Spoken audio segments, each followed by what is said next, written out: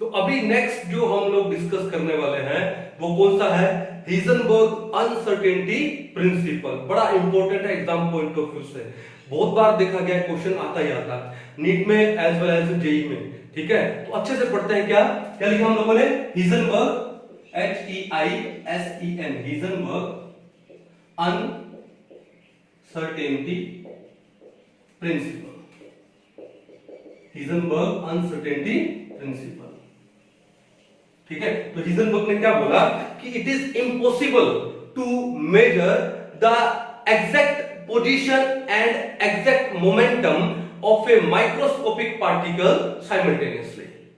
It is impossible to measure simultaneously the exact position and exact momentum of a microscopic particle. ठीक है, तो क्या बात थी ये, it is impossible to measure the exact what position and exact momentum of a body as small as electron, या फिर मैं लिख दूं of a microscopic particle, of a microscopic particle से इलेक्ट्रॉन। ठीक है, साइमल्टेनियसली। तो डेफिनेशन हुई, और एग्जाम में डेफिनेशन नहीं आती है, क्या आता है, एप्लीकेशन आता है। तो हिजनबर्ग अनसर्टेनिटी प्रिंसिपल को मैथमेटिकली लिखें तो क्या आएगा, delta x into delta p is greater than equal to h upon 4 pi. Delta x क्या है यहां पर, वेयर डेल्टा x क्या है, it is the uncertainty in position, uncertainty in position. और जो डेल्टा p है वो क्या है, it is the uncertainty in momentum, in momentum. अब बताओ मोमेंटम p किसके इक्वल होता है, mv, as we know p is equal to mv। अब p क्या किया हमने, डेल्टा क्या है, चेंज इन मोमेंटम किया है, तो डेल्टा p क्या हो जाएगा, it is equal to delta of mv। अब देखो मास है, मास तो remain constant, mass of a body it remains constant because it is the content of the body, वो तो कांस्टेंट रहेगा। तो फिर वेलोसिटी कैन चेंज, तो ये क्या हो जाएगा, del p is equal to m into में del v हो जाएगा। चेंज इन मोमेंटम किसके इक्वल हो जाएगा, m into del v। तो इसको यहां लिखेंगे तो क्या आएगा, del x into del p की जगह क्या लगा दूं, m into में del v is greater than equal to h upon 4 pi। अब ये जो m है, इस m को यहां से यहां ले जाओ तो क्या बनेगा, del x into में del v is greater than equal to h upon 4 pi m, m यहां चला गया। तो एक तो ये इक्वेशन हो गई, एक ये इक्वेशन हो गई। ठीक है, तो ये इक्वेशन क्या है, in terms of position and momentum, in terms of position and velocity. Clear है, ये हिजनबर्ग अनसर्टेनिटी प्रिंसिपल है। लेकिन अगर आपको इसी प्रिंसिपल को इन terms of energy and time लिखना है तो ये क्या हो जाएगा, del E into में del T is greater than equal to h upon 4 pi। ये क्या है, in terms of energy and time, in terms of energy and time। एक ये भी आता है क्योंकि एग्जाम में एक बार इसके बारे में भी पूछा गया है, स्टेटमेंट पे था ये, which of the following statement is incorrect, एक ऑप्शन ये भी दे रखा था जो कि बिल्कुल करेक्ट है।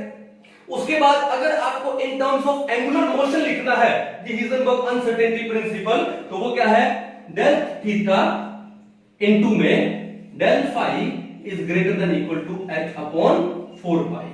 ये क्या है, इन टर्म्स ऑफ, क्या ये, in terms of angular motion. तो आपको इस 4 फॉर्म में लिख सकते हो, 1 2 3 4। अब बात यह है कि इनमें से अगर एक को आपने फिक्स कर दिया, एक को आपने क्या कर दिया, फिक्स कर दिया, तो दूसरा मेजर कर पाओगे नहीं, तो दूसरा क्या हो जाता है, इनफाइनाइट हो जाता है। जैसे मान लो मैं इसी को लिख के दिखा रहा हूं कि इफ del x इज 0, मान लो del x 0 हो गया, तो del p क्या होगा, निकालते हैं। तो अब बताओ कि del x 0 है, del p निकालना है, तो इस del x को कहां ले जाओ, यहां ले जाओ। तो क्या लिख दूं मैं इसको, del p is greater than equal to h upon 4 pi. del x को मैं यहां ले गया तो 4 पाई इनटू में क्या होगा del x, और डेल एक्स आपने कितना ले लिया, 0 ले लिया, तो ये वैल्यू 0, समथिंग डिवाइडेड बाय 0 क्या होता है, इनफाइनाइट, तो डेल पी क्या हो जाएगा, ग्रेटर देन और इक्वल टू इनफाइनाइट, क्या इनफाइनाइट से ज्यादा हो सकता है, नहीं, तो दूसरी वैल्यू क्या हो गई, इज इक्वल टू इनफाइनाइट, यानी अगर एक को आपने 0 कर दिया तो दूसरी वैल्यू ऑटोमेटिकली क्या हो जाएगी, इनफाइनाइट। सिमिलरली डेल पी को 0 कर दो तो डेल एक्स क्या हो जाएगा, इनफाइनाइट हो जाएगा। इसके ऊपर भी क्वेश्चन आता है कई बार। फिर एक क्वेश्चन एक बार ये भी आया हुआ है कि अगर uncertainty in position and uncertainty in momentum equal हो जाए तो अनसर्टेनिटी इन वेलोसिटी क्या होगी, what will be the uncertainty in velocity. तो मिटा दें इसको, समझ आ गई, ठीक है, किसी भी फॉर्म में क्वेश्चन पूछ सकता है, तो एक बार इसको मैं मिटा रहा हूं।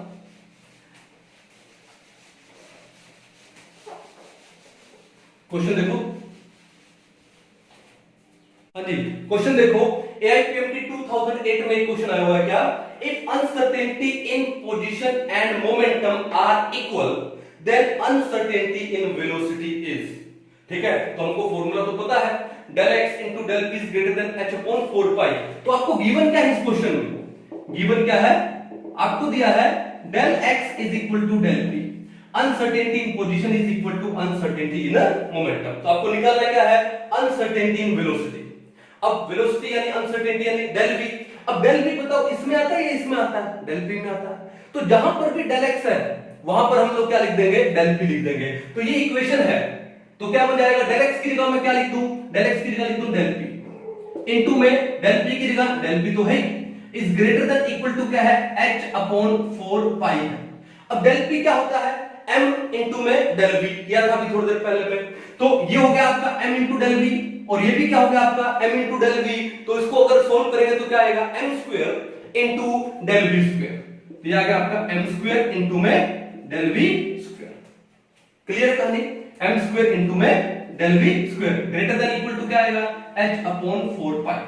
अब एक काम करो कि जो m स्क्वायर यहां मल्टीप्लाई में है, यहां पर ले जाएंगे, यहां ले जाएंगे तो क्या हो जाएगा, डिवाइड में हो जाएगा, तो यही करो इसको, इस m स्क्वायर को यहां ले जाता हूं तो ये क्या हो गया यहां पे डिवाइड में।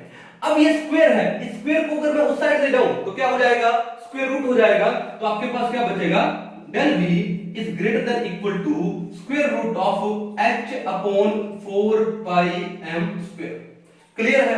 अब देखो 4 का रूट कितना होता है 2 और m स्क्वायर का रूट कितना होता है m, तो क्या आ जाएगा, del v is greater than equal to 1 upon, ऊपर तो कुछ है ही नहीं, h का तो स्क्वायर दिया नहीं तो h ले लेते, तो 1 अपॉन 4 का रूट कितना हो जाएगा 2 और m स्क्वायर का रूट कितना हो जाएगा m। अंदर क्या बचा, अंदर बचा h अपॉन में क्या बचा पाई, मींस आपके पास जो डेल v है वो किसके इक्वल आएगा, वो आएगा 1 upon 2m into root of h upon pi. Option कहां दिया है, पहला है root of h upon pi, गलत है, दूसरा है 1 upon 2m into root of h upon pi, बिल्कुल सही है, तीसरा गलत हो गया और चौथा भी क्या हो गया, गलत हो गया।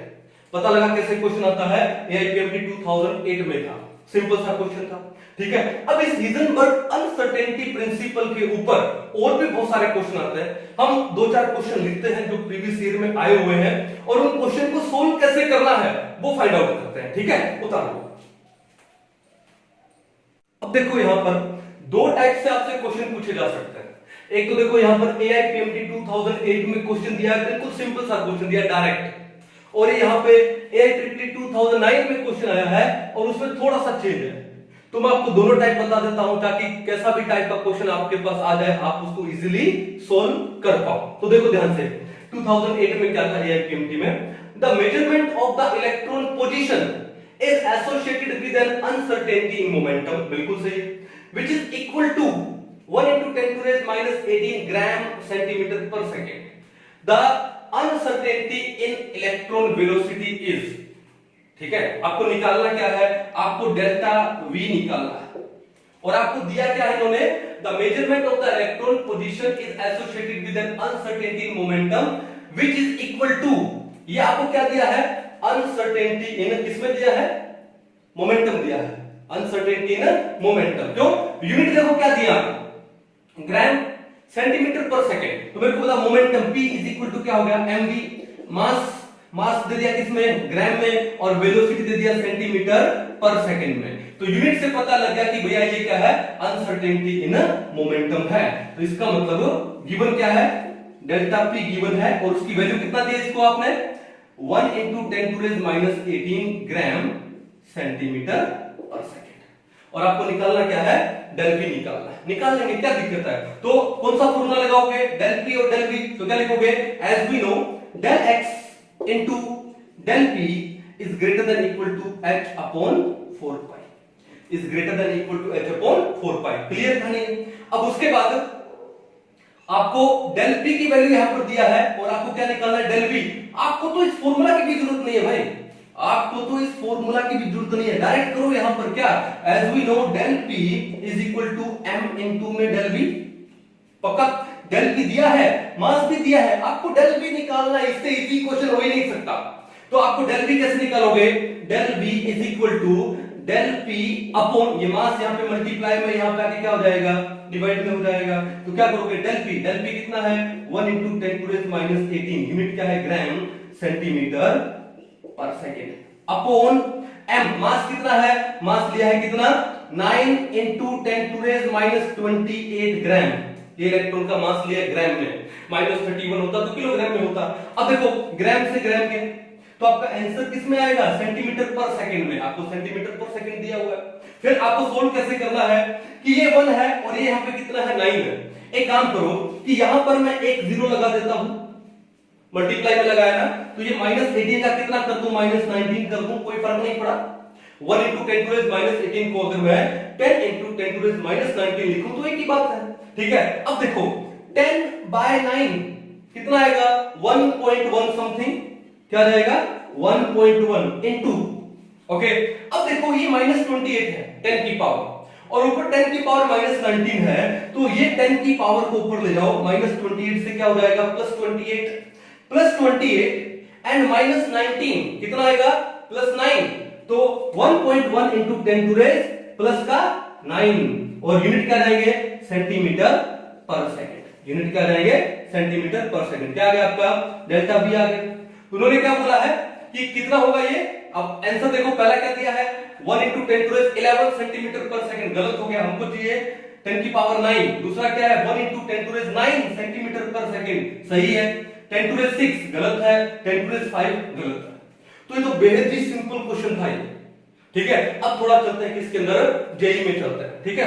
AIEEE 2019 क्या देता है, in an atom an electron is moving with a speed of 600 metre per second. अब आपको गिवन क्या है, आपको स्पीड दिया है, यहां पे वेलोसिटी कितना दिया है, 600 मीटर पर सेकंड ये दिया है, विद एन एक्यूरेसी ऑफ, अब देखो इस टाइप के क्वेश्चन आएंगे कि आपको पोजीशन दे दिया जाए इलेक्ट्रॉन का, लेकिन बाद में बोलेगा with an accuracy of this %।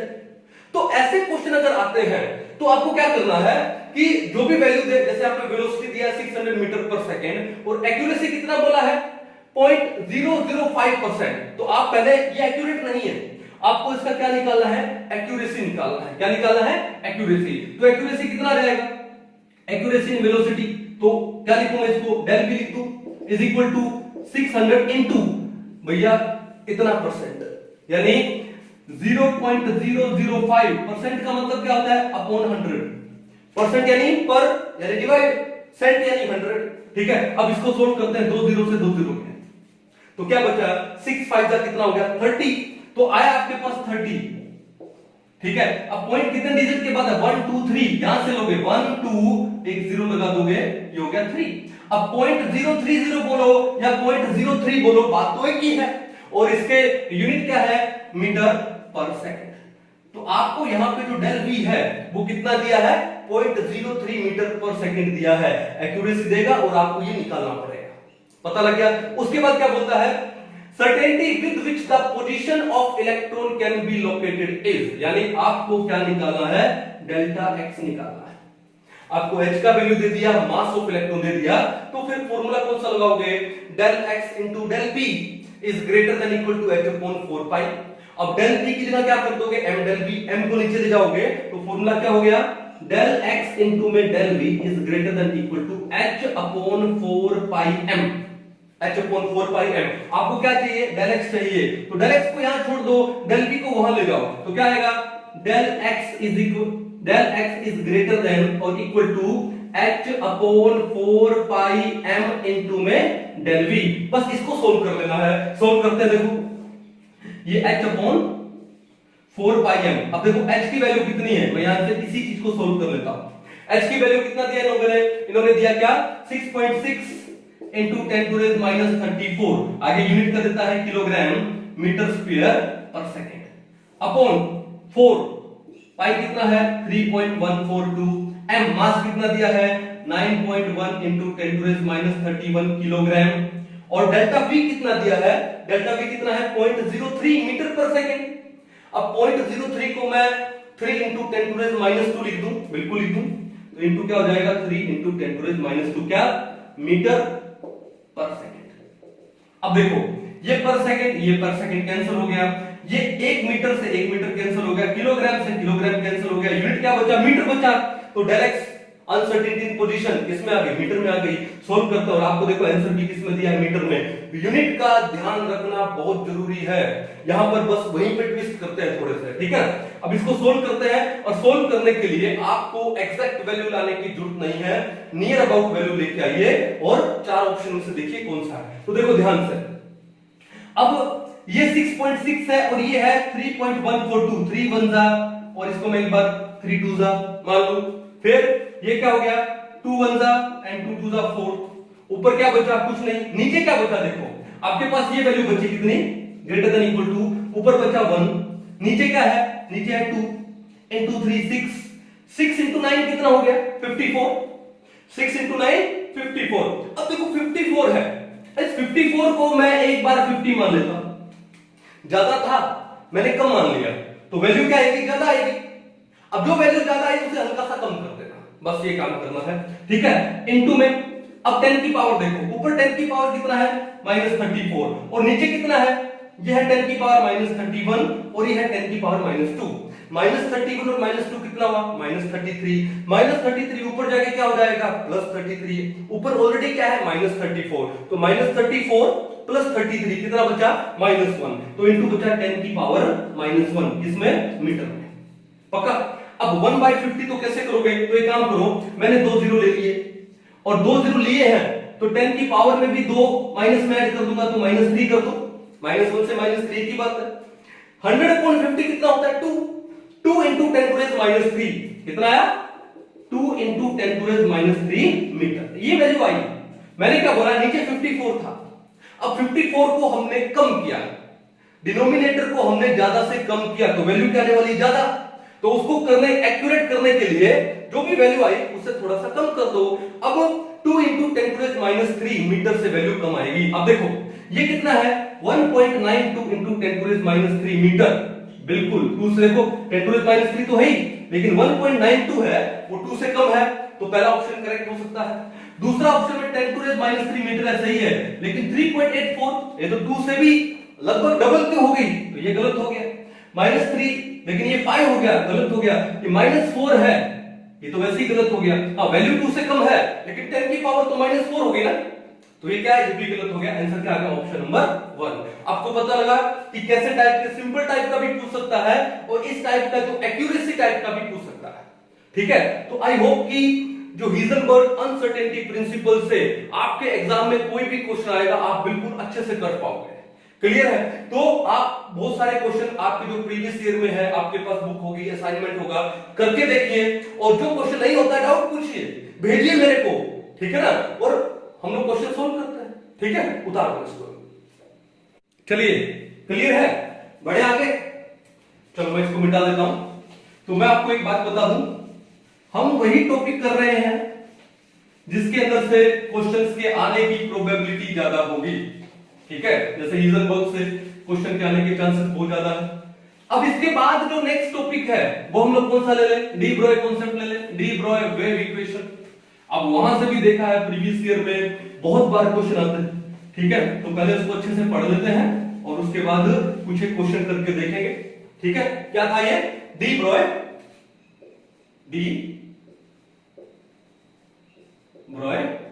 Wave equation,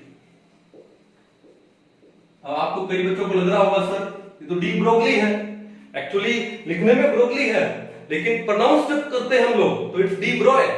इसका पूरा नाम क्या था साइंटिस्ट का? लुइस। लुइस नहीं बोलते हैं, क्या बोलते हैं? लुई। Louis de Broglie. अब डी का मतलब है दा, THE। कुछ लोग हैं जो अपने नेम के आगे दा लगाते हैं, जैसे मैं रेसलिंग देखता हूं, WWE देखता हूं, तो WWE आप भी देखते होंगे तो आता ना द अंडरटेकर, द रॉक, तो वैसे ही वहां पे जो दा लगता है तो ये कैसे लगाते हैं? दा को डी लगाते हैं। तो इसका नाम क्या था? Louis D Broglie. क्या नाम था? Louis D Broglie. चलो अब बात ये है, नेम तो छोड़ते हैं क्योंकि नेम के ऊपर क्वेश्चन थोड़ी आएगा। तो ये जो डी ब्रॉय वेव इक्वेशन क्या थी? ये थी lambda is equal to h upon p।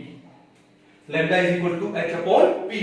Okay, p क्या है? मोमेंटम। मोमेंटम किसके इक्वल होता है? mv। तो हम लोग इसको क्या बोलते हैं? Lambda is equal to h upon mv। पहला क्वेश्चन ये हो सकता है कि जो डी ब्रॉय वेव इक्वेशन है वो एक माइक्रोस्कोपिक पार्टिकल की कौन सी नेचर को शो करती है? वेव नेचर को या पार्टिकल को नेचर को? क्योंकि ड्यूल नेचर है तो ये किसको शो करती है? दोनों नेचर को शो करती है। क्या? Dual nature. Dual nature of A particle. ये वेव को भी शो करती है। वेव कैसे? जहां पर भी लैम्डा आ गया, लैम्डा का मतलब क्या होता है? वेवलेंथ, जो कि एक वेव का लेंथ बताता है। तो जहां भी लैम्डा आ गया इसका मतलब वेव नेचर है। और जहां पर भी मास आ गया, मास, इसका मतलब वो क्या हो गया? पार्टिकल नेचर हो गया। तो इस इक्वेशन में लैम्डा भी आ रहा है तो वेव नेचर होगा, मास भी आ रहा है तो क्या होगा? पार्टिकल नेचर होगा। कहानी समझ आ गई? तो ये जो इक्वेशन है ये हमको ड्यूल नेचर बताती है माइक्रोस्कोपिक पार्टिकल का। क्लियर है? अब क्वेश्चन उठता है इक्वेशन आई कैसे? तो मैं बड़े फास्ट आपको बता दूं कि आपने आइंस्टाइन इक्वेशन पढ़ी होगी। आइंस्टाइन इक्वेशन क्या? आइंस्टाइन इक्वेशन बोलो। E is equal to mc square। E is equal to mc square। अब बताओ कि ये जो इक्वेशन है कौन सा नेचर बता रही है? बताओ। यहां पर ये क्या है? मास। तो मास क्या है? पार्टिकल नेचर बता रही है। कौन सा बता रही है? Particle nature. ठीक है। फिर आपने प्लैंक्स क्वांटम थ्योरी पढ़ा होगा। प्लैंक्स क्वांटम थ्योरी क्या होती है? प्लैंक्स क्वांटम थ्योरी पढ़ा होगा। तो उसकी इक्वेशन पढ़ी होगी। क्या पढ़ा? कि E is directly proportional to क्या? New. The energy is directly proportional to frequency। ठीक है? ओके, तो डायरेक्टली प्रोपोर्शनल हटाएंगे तो प्रोपोर्शनलिटी कांस्टेंट लगाएंगे तो क्या आएगा? E is equal to h new. is equal to h new. अब ये न्यू क्या है? फ्रीक्वेंसी। और फ्रीक्वेंसी किसकी? वेव की। तो अब इसको मैं लिख सकता हूं E is equal to h। New किसके इक्वल होता है? c upon lambda. किसके इक्वल होता है? c upon lambda. लैम्डा क्या है? वेवलेंथ। जहां लैम्डा आ गया तो कौन सा नेचर हो गया? Wave nature. देखो इस इक्वेशन में मास नहीं है तो पार्टिकल नेचर नहीं शो करेगी, लेकिन लैम्डा है। लैम्डा का मतलब wavelength, length of A wave. तो कौन सा नेचर शो कर रही है इक्वेशन? Wave nature. कौन सा? Wave nature. ठीक है, ये हो गया इक्वेशन नंबर 2। अगर मैं इन दोनों को कंबाइन कर दूं, अगर मैं इन दोनों इक्वेशन को ऐड कर दूं तो कौन सा बन जाएगा? वेव नेचर भी आ जाएगा और पार्टिकल नेचर भी आ जाएगा। ठीक है, तो क्या लिखेंगे? From equation 1 and 2। अब दोनों इक्वेशन में देखो लेफ्ट हैंड साइड क्या है? सेम है, तो राइट हैंड साइड भी क्या हो जाएगी? इक्वल हो जाएगी। तो क्या लिखेंगे? mc² is equal to hc upon में लैम्डा। hc अपॉन में लैम्डा। ये कहानी क्लियर है। एक c से एक c कैंसिल आउट हो गया तो क्या बचा? mc is equal to h upon में लैम्डा। अब ये c क्या है? It is the velocity of light. अगर यही हम लोग माइक्रोस्कोपिक पार्टिकल का वेलोसिटी ले तो c की जगह मैं क्या लिख दूंगा? v लिख दूंगा। तो क्या हो जाएगा ये हमारे पास? ये हमारे पास हो जाएगा क्या? mv is equal to h upon में लैम्डा। लैम्डा को यहां ले जाओ, mv को यहां ले जाओ तो क्या आ जाएगा आपके पास? Lambda is equal to h upon mv। mv क्या होता है? मोमेंटम। तो क्या हो जाएगा ये? Lambda is equal to h upon में p। ये तो था lambda is equal to h upon p या lambda is equal to h upon mv। तो ये क्या हमारे पास? डी ब्रॉय वेव इक्वेशन, जो कि ड्यूल नेचर बताती है। एक वेव का क्या बताती है? Dual nature. एक पार्टिकल का ड्यूल नेचर बताती है, wave nature as well as particle nature. कैसे आई? दोनों इक्वेशन को, आइंस्टाइन इक्वेशन को और Planck's quantum theory, Planck's quantum equation को, दोनों को अगर कंबाइन करते तब आती है। कहानी क्लियर है? अब कई बार क्वेश्चन आता है कि ये जो लैम्डा है, लैम्डा को हम काइनेटिक एनर्जी से रिलेट करें तो क्या इक्वेशन बनेगी? लैम्डा को किससे रिलेट करें? काइनेटिक एनर्जी से। तो ध्यान से देखना। तो एक बात बताओ, हमारे पास इक्वेशन क्या है? Lambda is equal to h upon m v, यही तो है। और काइनेटिक एनर्जी किसके इक्वल होता है? Half m v square. Kinetic energy किसके इक्वल है? Half m v square. लेकिन हमारे पास तो क्या है? वी है। तो इसका मतलब इसका हमको क्या करना पड़ेगा? स्क्वायर करना पड़ेगा। क्या करना पड़ेगा हमको? इसका स्क्वायर। तो एक काम करते हैं, kinetic energy is equal to half m v square, ये है पक्का। तो इस 2 को यहां ले लो एक बार। तो और ये v स्क्वायर है, तो v स्क्वायर को मैं क्या लिख दूं? मैं लिख दूं v इंटू वी। क्या लिख दूं मैं? v इंटू में v, पक्का। चलो तो क्या काम करेंगे? ये हो जाएगा 2 इंटू में काइनेटिक एनर्जी, और इसको v इंटू वी लिखने की जरूरत ही नहीं थी, इसको पड़ा रहने दो mv स्क्वायर। अब क्या काम करें? एक काम करो कि यहां पर भी m से मल्टीप्लाई कर दो और यहां भी m से मल्टीप्लाई कर दो, ठीक है? फर्क नहीं पड़ेगा, दोनों साइड से कट जाएगा। तो ये क्या बन जाएगा? 2m इंटू में kinetic energy is equal to m square v square. इसको मैं लिख सकता हूं mv का होल स्क्वायर। क्या लिख सकता हूं इसको? mv का होल स्क्वायर। ये बात क्लियर है, कोई इशू नहीं है। अब ये स्क्वायर है यहां पे, इसको यहां ले आओ तो क्या बन जाएगा? रूट बन जाएगा। रूट ऑफ 2m इंटू में kinetic energy is equal to क्या रहेगा? mv। mv किसके इक्वल आ गया? Root of 2m into kinetic energy. अब इस इक्वेशन में mv को हम रिप्लेस कर देंगे किससे? Root of 2m into kinetic energy. तो ये इक्वेशन क्या बन जाएगी? Lambda is equal to h upon mv की जगह क्या आ जाएगा? रूट ऑफ 2m इंटू में काइनेटिक एनर्जी। तो ये देखो लैम्डा में और काइनेटिक एनर्जी में क्या आ गया? रिलेशन आ गया। तो ये इक्वेशन ये भी हो सकती है कि lambda is equal to h upon root of 2m into में काइनेटिक एनर्जी। कहानी क्लियर है, कोई इशू नहीं है। एक बार इसको उतार लो, इससे रिलेटेड कुछ एक क्वेश्चन करते हैं जो प्रीवियस ईयर में आए हुए हैं। अभी देखो AIPMT 2010 में, AIPMT 2011 में लगातार 2 साल इसी के ऊपर क्वेश्चन आया हुआ है। पढ़ के देखते हैं। पहला क्वेश्चन क्या है? A 0.66 kilogram ball is moving with a speed of 100 metre per second. Okay, आपको दिया क्या क्या हो? देखो सॉल्यूशन आपको गिवन क्या क्या है। आपको सबसे पहले तो इस बॉल का मास दिया हुआ है m is equal to 0.66 kilogram. Units को ध्यान रखना, यहां पे यूनिट्स के अंदर हो सकता है कि उंगली फेंक दे बोलो, आपका क्वेश्चन गलत नहीं होना चाहिए उसकी वजह से। फिर स्पीड कितना बोला, यानी v कितना दिया आपको? 100 मीटर पर सेकंड, ये स्पीड दे दिया। The associated wavelength will be, आपको निकालना है क्या? लैम्डा। लैम्डा दिया है, mv दिया है, तो माइंड में आ जाना चाहिए क्या? De Broglie wave equation. देखो मास दिया है, लैम्डा पूछा है, ड्यूल नेचर हो गया ना, पार्टिकल नेचर, लैम्डा यानी वेव नेचर। तो क्या है? As we know lambda is equal to h upon mv। जानते हैं h का वैल्यू कितना दिया इन्होंने? 6.6 into 10 to the minus 34 क्या जूल सेकंड दिया, ये वैल्यू दिया, ठीक है? इसको जूल सेकंड लिख सकते हो या फिर किलोग्राम मीटर स्क्वायर पर सेकंड भी लिख सकते हो। क्या लिख सकते हो? किलोग्राम मीटर स्क्वायर पर सेकंड भी, ठीक है? तो एक काम करते हैं, इस जूल सेकंड को मैं क्या लिख दूं? किलोग्राम मीटर स्क्वायर पर सेकंड भी लिख सकता हूं। अपॉन m, मास कितना है? 0.66 किलोग्राम है, इनटू v कितना दिया है? 100 मीटर सेकंड इनवर्स। पक्का? तो पहले यूनिट से यूनिट कैंसिल करते हैं, पर सेकंड से पर सेकंड गया, किलोग्राम से किलोग्राम गया, 1 मीटर से 1 मीटर गया, तो क्या बचा? यूनिट मीटर में। क्या बचा? यूनिट मीटर में, और आपको मीटर में ही दिया है, तो घबराने की जरूरत नहीं। अब देखो ये 0.66 है और ये 6.6 है, तो कितने पे जाएगा? ये गया 10 पे। 10 को 10 टू द माइनस 34 से मल्टीप्लाई करोगे तो कितना जाएगा? -33।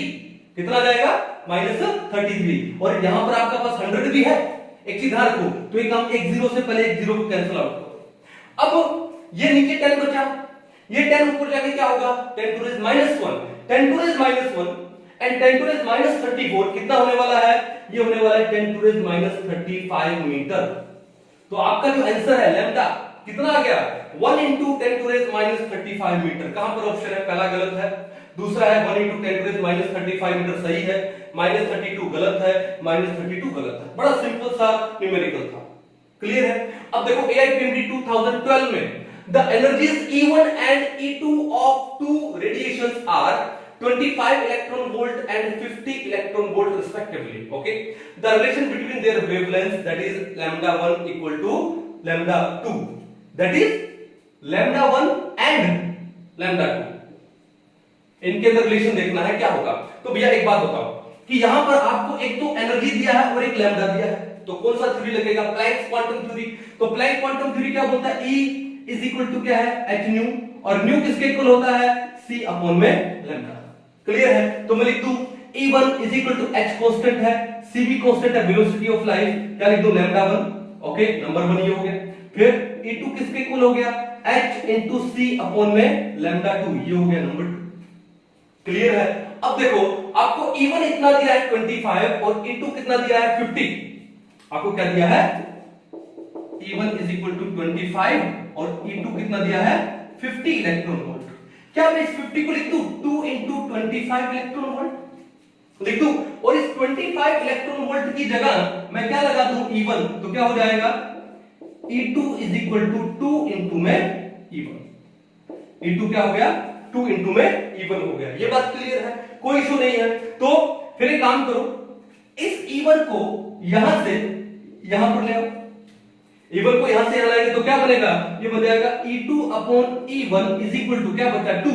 सिर्फ 2 को मैं लिख सकता हूं 2 by 1, यानी E2 by E1 किसके इक्वल है? 2 by 1 के इक्वल है। अब एक काम करो, इक्वेशन 1 में E1 है, इक्वेशन 2 में E2, तो एक काम करो 2 by 1 कर देता हूं, 2 को 1 से डिवाइड कर दे, क्या हो जाएगा?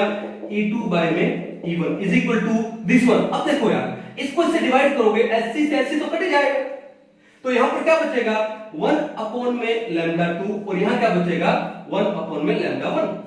तो लैम्डा 1 कहां चला जाएगा? ऊपर, तो आपके पास अल्टीमेटली क्या जाएगा? लैम्डा 1 अपॉन में लैम्डा 2, और यही अपने को चाहिए, लैम्डा और 1 में और लैम्डा 2 में रिलेशन। E2 by E1 कितना है? 2 by 1 है, इसकी जगह लगा दिया 2 by 1 is equal to lambda 1 by में लैम्डा 2। क्लियर है? इसको यहां ले जाओ, इसको यहां ले जाओ, लैम्डा 1 को 1 से करोगे तो क्या आएगा? लैम्डा 1 इज इक्वल टू, ये क्या आ गया? 2 lambda 2, lambda 1 is equal to 2 lambda 2। आप चाहो तो इसको और सिंपलीफाई करके कर सकते हो, तो लैम्डा 1 किसके इक्वल आ गया? 2 into में लैम्डा 2 के इक्वल आ गया। क्लियर है? तो इसके अंदर किसमें डी ब्रॉय वेव इक्वेशन है, प्लैंक्स क्वांटम थ्योरी है, हिजेनबर्ग अनसर्टेनिटी प्रिंसिपल है, इनमें देखा गया है कि लगभग क्वेश्चन आता ही आता है, तो ये आप अच्छे से क्लियर करो। ठीक है, एक बार इनको उतार लीजिए, फिर हम लोग आगे बढ़ते हैं। चलिए, तो आया क्वेश्चन समझ आपको? अब नेक्स्ट जो इंपॉर्टेंट टॉपिक है जिसके ऊपर से क्वेश्चन बनने के चांसेस हैं, वो कौन सा है? Photo electric effect. तो फोटो इलेक्ट्रिक इफेक्ट को भी एक बार हम लोग ब्रीफ में समझ लेते हैं, क्या है कैसा है। चलिए, आई होप आपको इजीली समझ आ रहे होंगे ये कॉन्सेप्ट। चलिए, नेक्स्ट क्या आपके पास? फोटो इलेक्ट्रिक इफेक्ट पढ़ते हैं क्या? फोटो इलेक्ट्रिक इफेक्ट किसने दिया था? आइंस्टाइन ने दिया था। ठीक है, तो ये फोटो इलेक्ट्रिक इफेक्ट है क्या? ये बोलते हैं कि when a wave of some suitable frequency of some suitable energy strikes on a metal surface then it ejects electron from the metal surface. अब यहां पर हम जो मेटल यूज करते हैं इलेक्ट्रॉन की इजेक्शन के लिए, वो बेसिकली कौन सी यूज करते हैं? जिनका आयोनाइजेशन एनर्जी बहुत कम होता है, और पीरियोडिक टेबल में जो सबसे कम आयोनाइजेशन एनर्जी है वो कौन सी मेटल का है? सीजियम। कौन सी मेटल का है? सीजियम। यानी सीजियम है, उससे इलेक्ट्रॉन को निकालना बहुत इजी है। अगर हम लोग विजिबल लाइट भी डालें सीजियम पे तो इलेक्ट्रॉन इजेक्ट हो जाएगा। तो क्या फिर सीजियम के अलावा बाकी मेटल से इलेक्ट्रॉन इजेक्ट करना आसान नहीं है? भाई, बाकी मेटल्स से अगर इलेक्ट्रॉन इजेक्ट करना है तो हमको विजिबल लाइट नहीं, हमको हाई एनर्जी वाली अल्ट्रा वायलेट लाइट्स डालनी पड़ेगी। तो बाकी मेटल से भी हम लोग इलेक्ट्रॉन क्या कर सकते हैं? इजेक्ट कर सकते हैं। तो फोटो इलेक्ट्रिक इफेक्ट क्या है? कहते हैं कि when a wave of some, या वेव बोलो या क्या बोलो, radiation, when a radiation of some suitable frequency of some suitable frequency. अब एक बात बताओ, फ्रीक्वेंसी क्या है? न्यू। फ्रीक्वेंसी क्या है? न्यू। अब E इक्वल किसके होता है? E h nu. E is equal to h nu. h तो कांस्टेंट है, अगर न्यू पता है तो h से मल्टीप्लाई करेंगे तो एनर्जी भी आ जाएगा। तो मैं बोल दूं ऑफ सम सुटेबल फ्रीक्वेंसी और energy strikes on a metal surface, strikes on a metal surface, then electrons are ejected. Then it ejects electron from the metal surface. Electron from the metal surface. मान लो कि ये metal का surface है, ये क्या है? Metal surface है। अब इस मेटल सरफेस पे कोई वेव है ऑफ सम सुटेबल फ्रीक्वेंसी, यहां पे स्ट्राइक हुई है। कोई wave of some suitable frequency यहां पर क्या हुई है? स्ट्राइक हुई है। तो यहां से वो क्या करेगी? इलेक्ट्रॉन को इजेक्ट कर देगी। अब जो इलेक्ट्रॉन इजेक्ट हुआ है इसको हम लोग क्या बोलते हैं? Photo electron. क्या बोलते हैं उसे? Photo electron. और वेव है ऑफ सम सुटेबल एनर्जी, और एनर्जी क्या आती है? In the form of packets. Energy क्या आती है? In the form of packets. और उस पैकेट को, एनर्जी के उस पैकेट को हम लोग क्या बोलते हैं? फोटोन। तो क्या मैं बोल सकता हूं कि भैया फोटोन डाला और फोटो इलेक्ट्रॉन क्या हुआ? इजेक्ट हुआ। फोटोन है वो तो हमने क्या किया? स्ट्राइक किया मेटल सरफेस पे, और फोटो इलेक्ट्रॉन क्या हुआ? इजेक्ट हुआ। अब अगर हम लोग विजिबल लाइट यूज करते हैं, विजिबल लाइट, तो this visible light is sufficient to eject photo electron from metals having low ionization energy like cesium। ये जो मेटल है सीजियम, इस सीजियम का जो आयोनाइजेशन एनर्जी होता है वो क्या होता है? वेरी लो होता है, बहुत ही कम होता है। तो विजिबल लाइट है, it is enough to eject photo electron from a metal like caesium. अब बाकी जो मेटल्स है उनके लिए विजिबल लाइट इनफ नहीं है, उनके लिए क्या करना पड़ेगा? हमको हाई एनर्जी वाली अल्ट्रा वायलेट लाइट है वो क्या करनी पड़ेगी? स्ट्राइक करनी पड़ेगी, क्योंकि उनका मेटल्स का आयोनाइजेशन एनर्जी क्या होता है? ज्यादा होता है। ये कहानी समझ गए? अब देखो कि जो फोटोन हमने डाला, उस फोटोन का एनर्जी, इस फोटोन का एनर्जी ई किसके इक्वल है? h न्यू के।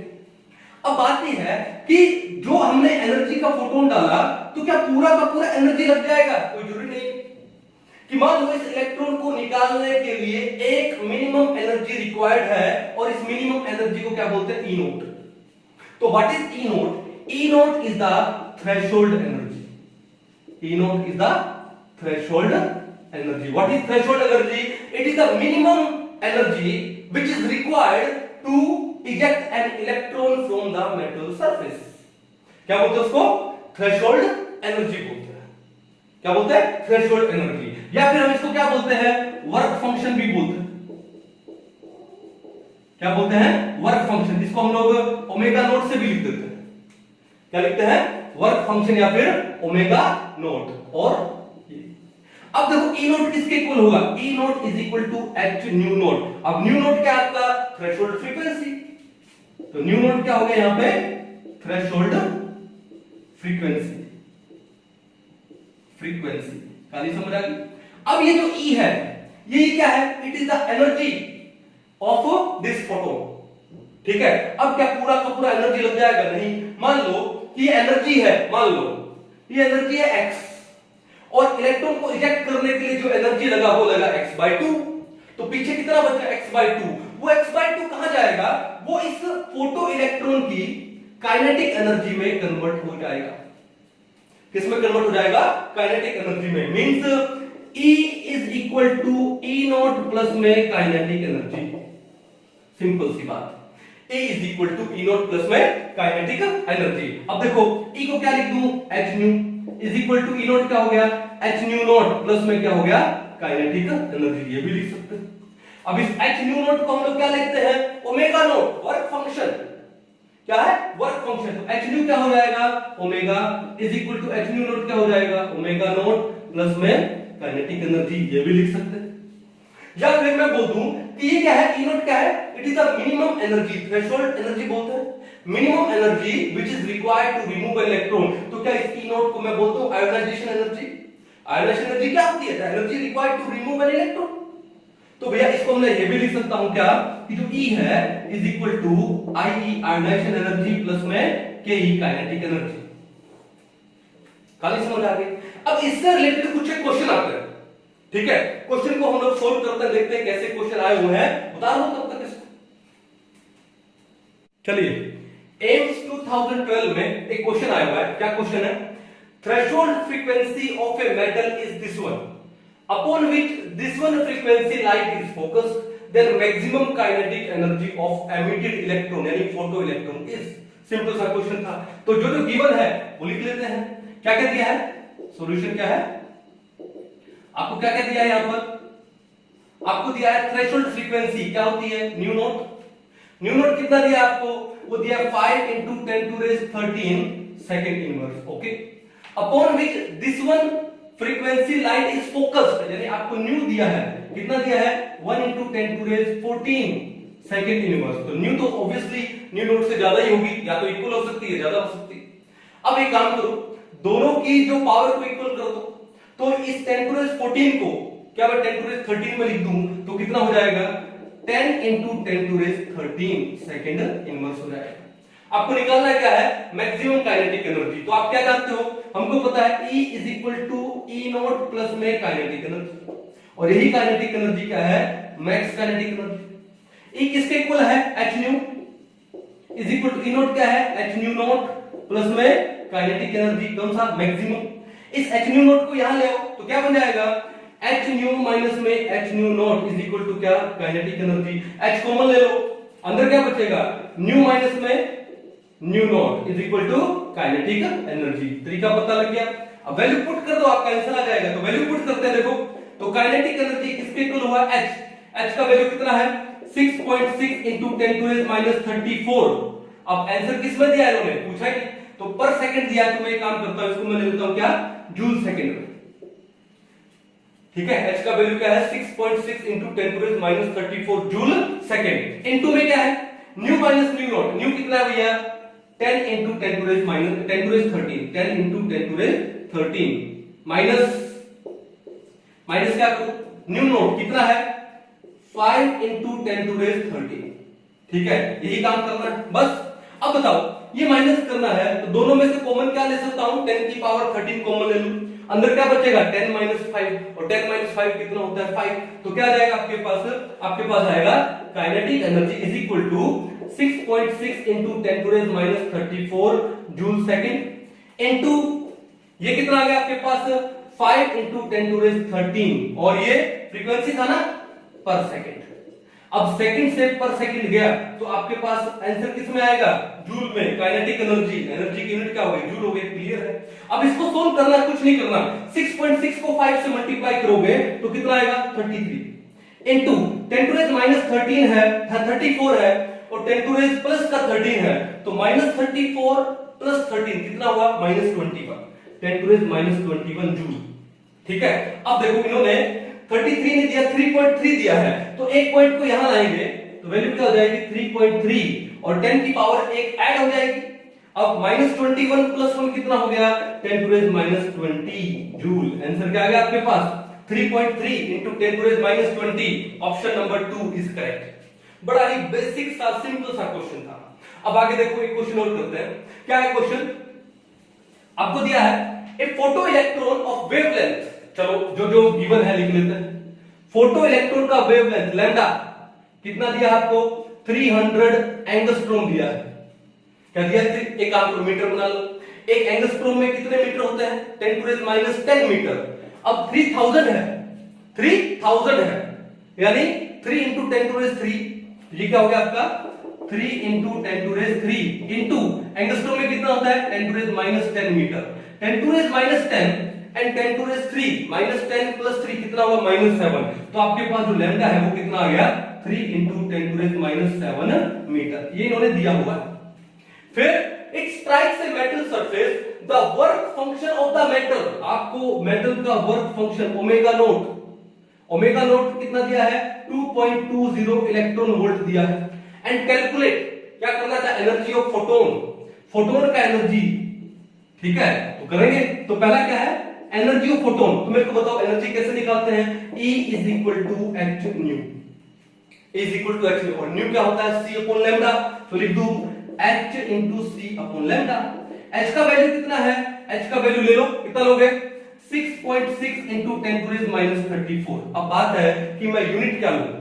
अब इन्होंने दिया है क्या, इलेक्ट्रॉन वोल्ट। इलेक्ट्रॉन वोल्ट को जूल में कन्वर्ट कर सकते हैं, इलेक्ट्रॉन वोल्ट को जूल में कन्वर्ट कर सकते हैं। तो एक काम करो, 6.6 into 10 to the minus 34 joule second, ये मैं यूनिट ले लेता हूं।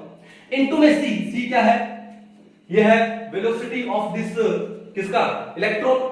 तो एक बार उसको मैं क्या मान लूं, हमको वेलोसिटी तो पता नहीं, लाइट की वेलोसिटी ले लेता हूं एक बार। तो कितना हो जाएगा, 3 into 10 to the 8 metre per second हो जाएगा। अपॉन में लैम्डा, लैम्डा कितना दिया है, 3 into 10 to the minus 7 metre दिया है। ये कहानी क्लियर है। तो देखो मीटर से मीटर कैंसिल करो, ओके, सेकंड से पर सेकंड कैंसिल करो, तो क्या आ जाएगा, जूल। और हम लोग क्या निकाल रहे हैं, एनर्जी, तो एनर्जी आ जाएगी जूल में, क्लियर है। तो E किसके इक्वल आ गया। अब इसको सोल्व करते हैं। तो पहले काम करें, 3 से 3 कैंसिल आउट हो गए। अब 10 की पावर ले लेते हैं। अब 10 की पावर कितना है, -34, और यही है 10 की पावर 8। तो -34 प्लस 8 कितना हुआ, -26 हुआ। अब ये -7 है, ये ऊपर जाके +7 होगा। -26 प्लस का 7 कितना हुआ, -19 हुआ। तो आपके पास ये आ गया, और कुछ बचा नहीं, 6.6 into 10 to the minus 19, और ये क्या आ गया, जूल में आपके पास एनर्जी आ गई। क्या आ गई, जूल में। देखिए उन्होंने क्या पूछा है, the energy of photon in electron volt, in electron volt. तो हम जानते हैं कि एक इलेक्ट्रॉन वोल्ट कितना होता है, 1.6 into 10 to the minus 19 joule होता है। एक इलेक्ट्रॉन वोल्ट किसके इक्वल होता है, 1.6 into 10 to the minus 19 joule. तो एक जूल में कितने इलेक्ट्रॉन वोल्ट हो गए, तो एक जूल हो गया क्या, ये वैल्यू यहां पे डिवाइड कर दो, ये आ गया 1/1.6 into 10 to the minus 19, क्या जाएगा, इलेक्ट्रॉन वोल्ट। अब ये जो एनर्जी आपके पास जूल में आई है, ठीक है, उस जूल की जगह आप क्या लगा दोगे, 1/1.6 into 10 to the minus 19 electron volt. तो ये क्या आ जाएगा हमारे पास, E is equal to क्या है, 6.6 into 10 to the minus 19, और जूल की जगह हमने क्या लगा दिया, ये लगा दिया 1.6 into 10 to the minus 19, और एनर्जी क्या आ गया इलेक्ट्रॉन वोल्ट में।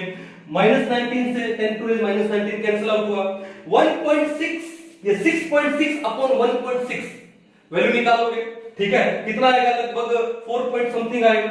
तो ये मेरे ख्याल से आना चाहिए 4 पॉइंट कितना, 125, 4.125 इलेक्ट्रॉन वोल्ट। तो आपके पास ये जो एनर्जी आया है, द एनर्जी ऑफ फोटोन कितना आ गया, E is equal to 4.125 electron volt आ गया। ठीक है, सिंपल सा था। ओके, इसको एक बार उतार लीजिएगा, मैं इसको मिटा देता हूं, थोड़ा सा बोर्ड चाहिए। ठीक है, चलो। अब उसके बाद दूसरा आपने क्या पूछा, दूसरा आपसे पूछा गया क्या, the kinetic energy of the emitted photo electron second. अब काइनेटिक एनर्जी का फॉर्मूला क्या है बताओ, काइनेटिक एनर्जी होती है हाफ mv², लेकिन क्या हमको उसकी जरूरत पड़ने वाली है, तो एक बात बताओ कि हम जानते हैं कि E is equal to E0 plus में काइनेटिक एनर्जी, और ये काइनेटिक एनर्जी किसकी है, इजेक्टेड इलेक्ट्रॉन, जिसको हम लोग फोटो इलेक्ट्रॉन बोलते हैं। ठीक है, तो काइनेटिक एनर्जी किसके इक्वल हुआ, ये E0 यहां ले आओ, E माइनस में E0। E क्या है, जो क्या बोलते हैं इसको, क्वांटम एनर्जी बोलते हैं, एनर्जी ऑफ द किसका, फोटोन, जो कि स्ट्राइक कर रहा है, तो वो क्या हो जाएगा, क्वांटम एनर्जी। और E0 क्या है आपका, थ्रेशोल्ड एनर्जी। तो E तो हमने अभी निकाला है, कितना, 4.125 इलेक्ट्रॉन वोल्ट माइनस E0 बोलूं या ओमेगा नोट बोलूं, वर्क फंक्शन एक ही बात है। आपको क्या ओमेगा नोट का वैल्यू दिया है, बिल्कुल दिया है। The work function of the metal क्या होता है, ओमेगा नोट कितना दिया है, 2.20 इलेक्ट्रॉन वोल्ट। तो माइनस कर दो 2.20 इलेक्ट्रॉन वोल्ट, इसको माइनस कर लोगे, वैल्यू आ जाएगी, कितनी वैल्यू आएगी बताओ, ये आएगा 5, ये आएगा 2, ये आएगा 9, और यहां पर कितना बचेगा 1। तो ये आपका आ गया electron volt kinetic energy, simple. अब थर्ड आपको बोले, थर्ड क्या है, the velocity of the photo electron. भैया हमको फोटो इलेक्ट्रॉन का काइनेटिक एनर्जी पता है, वेलोसिटी निकालनी है, तो काइनेटिक एनर्जी किसके इक्वल होती है, kinetic energy is equal to half mv²। तो हमको वेलोसिटी निकालनी है, तो ये सारी वैल्यू यहां ले जाओ, 2 यहां पे मल्टीप्लाई में हो जाएगा, m डिवाइड में हो जाएगा, और ये स्क्वायर का यहां पे रूट हो जाएगा। तो आपके पास v क्या बचेगा, 2 into काइनेटिक एनर्जी अपॉन में m और उसका रूट। अब काइनेटिक एनर्जी की वैल्यू आपको दे दी गई है, क्या है, ये है 2 into काइनेटिक एनर्जी कितना है, 1.925 अपॉन m। अब मास क्या है इलेक्ट्रॉन का, कितना मास लोगे, 9.11 into 10 to the minus 31 kilogram. Okay, और ये वैल्यू किसमें, इलेक्ट्रॉन वोल्ट में है। इलेक्ट्रॉन वोल्ट को आप किस में ले लोगे, जूल में ले लोगे। कैसे लोगे कि एक इलेक्ट्रॉन वोल्ट में कितने जूल होते हैं, 1.6 into 10⁻⁻19। तो ये आ जाएगा 1.6 into 10⁻⁻19। ठीक है, ओके। उस जूल को आप किस में लिख लोगे, वो किलोग्राम मीटर में लिख लोगे। ठीक है, ओके। तो इससे आपका यहां पर आंसर आ जाएगा किसका, वेलोसिटी का। कैलकुलेट कर लीजिएगा, इजी है। तो आपने देखा कि इस टाइप के क्वेश्चन आते हैं किसके ऊपर, फोटो इलेक्ट्रिक इफेक्ट के ऊपर। बेसिकली तो देखो बड़ा सिंपल सा क्वेश्चन आता है, ठीक है ना, ओके। तो अच्छे से ये क्वेश्चन कीजिए। 3 टॉपिक मैंने अभी आपको करवाए हैं। कौन कौन से टॉपिक करवाए हैं, Heisenberg uncertainty principle, exam point of view से बड़ा इंपॉर्टेंट है। उसके बाद de Broglie wave equation, exam point of से ये भी बड़ा इंपॉर्टेंट है। आप देखो प्रीवियस ईयर में बहुत सारे क्वेश्चन है। और कौन सा अपना, फोटो इलेक्ट्रिक इफेक्ट। तो आज हमने ये 3 प्रिंसिपल पढ़े हैं, अच्छे से कीजिए। नेक्स्ट लेक्चर में नेक्स्ट टॉपिक पढ़ेंगे किसका, एटॉमिक स्ट्रक्चर का ही डिटेल में पढ़ेंगे, थोड़ा सा कुछ क्वेश्चन सोल्व करेंगे। तब तक के लिए थैंक यू।